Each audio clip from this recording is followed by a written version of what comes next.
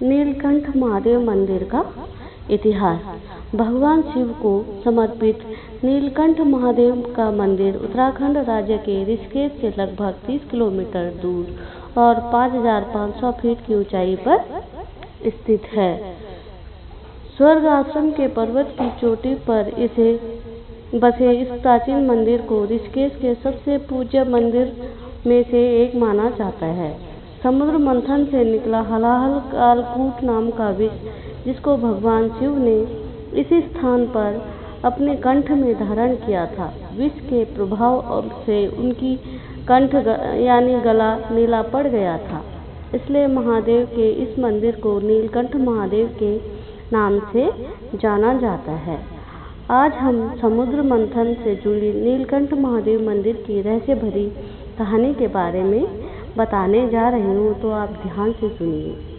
हिंदू धर्म के प्रमुख देवताओं में से एक देवों के देव महादेव अपने गले में नाग, हाथों में डमरू, त्रिशूल और बालों की जटा में चंद्रमा, माँ गंगा को धारण किए भगवान शिव को अनेक नामों से जाना जाता है, जैसे शिव, शंकर, भोलेनाथ, महेश, रुद्र और नीलकंठ महादेव। इन सभी प्रसिद्ध नामों के पौराणिक कथाओं में कई महत्व हैं। नीलकंठ महादेव मंदिर की नक्काशी समुद्र मंथन के दृश्य को दर्शाती है, जिसमें देवताओं और असुरों के बीच समुद्र मंथन और भगवान शिव को विष पीते हुए एक विशाल पेंटिंग में दर्शाया हुआ है।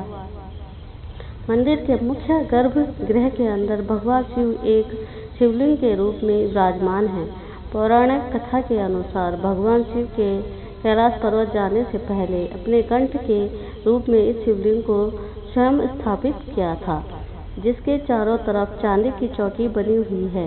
नीलकंठ के रास्ते आपको माँ गंगा का अद्भुत नज़ारा देखने को मिलता है, जो गौमुख से निकलकर पर्वत के बीच से बहती हुई ऋषिकेश के समुद्र तल यानी धरती को स्पर्श करती है।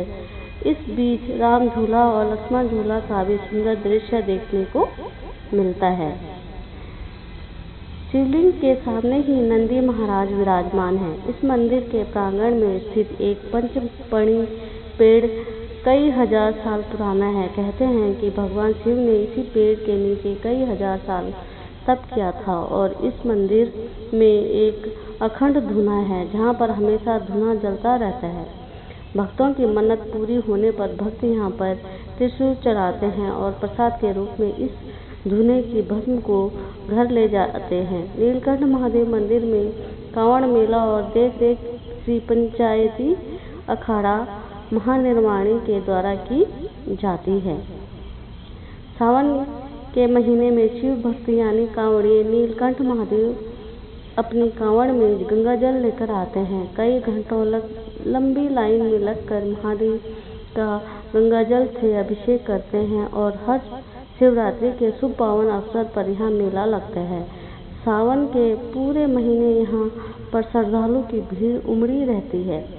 जब देवता और असुरों के बीच समुद्र मंथन हो रहा था, तो उसमें से 14 रत्न निकले थे, जिसमें से एक हलाहल नाम का विष भी निकला था, जिसे ना तो देवता ग्रहण करना चाहते थे और ना ही असुर, क्योंकि यह हलाहल विष इतना खतरनाक था कि पूरी ब्रह्मांड सृष्टि का विनाश कर सकता था। सभी देवताओं की विनती करने पर भगवान शिव ने इस विष को ग्रहण किया था। विष उनके शरीर तक न चला जाए, तभी माता पार्वती ने उनका गला दबाकर वो विष उनकी कंठ में रोक दिया था, जिसके प्रभाव से उनका कंठ यानी गला नीला पड़ गया था। अपने गले में धारण विष की जलन को शांत करने के लिए भगवान शिव ने इस स्थान पर कई सालों तक तप किया। इसलिए महादेव के इस मंदिर को नीलकंठ महादेव के नाम से जाना जाता है। ऐसी मान्यता है कि इस मंदिर के शिवलिंग में जल चढ़ाने से भगवान शिव अपने भक्तों से जल्दी प्रसन्न होते हैं, जिसकी कहानी समुद्र मंथन से जुड़ी हुई है। समुद्र मंथन की